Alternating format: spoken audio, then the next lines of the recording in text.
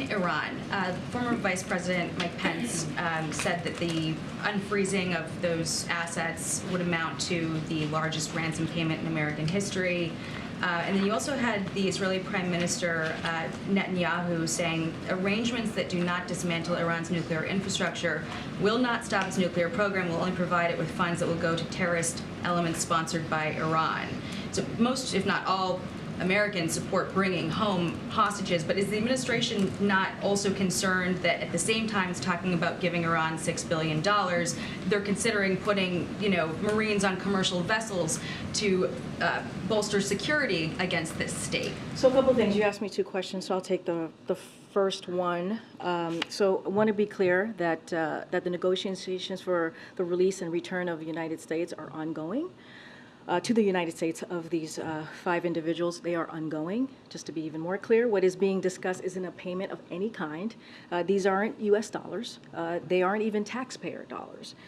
What's being pursued here is an arrangement wherein the Iranian people can, with the oversight of the U.S.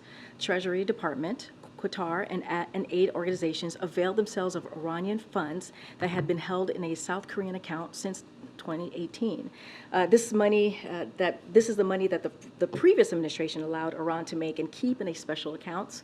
They let Iran spend billions of dollars of it and got nothing in return. So the only thing we've discussed with Iran is a process through which these funds could be assessed for humanitarian purposes. We have fully visibility about where the money was going and for what purpose.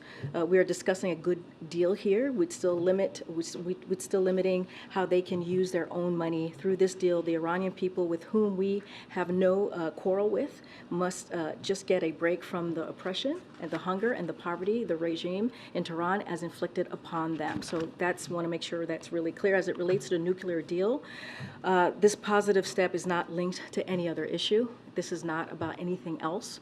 And we have not changed any aspect of our overall approach as it relates to Iran, which continues to be focused on deterrence, pressure, and diplomacy. As I said earlier, diplomacy is a really important part of how the president likes to move forward when it comes to foreign policy.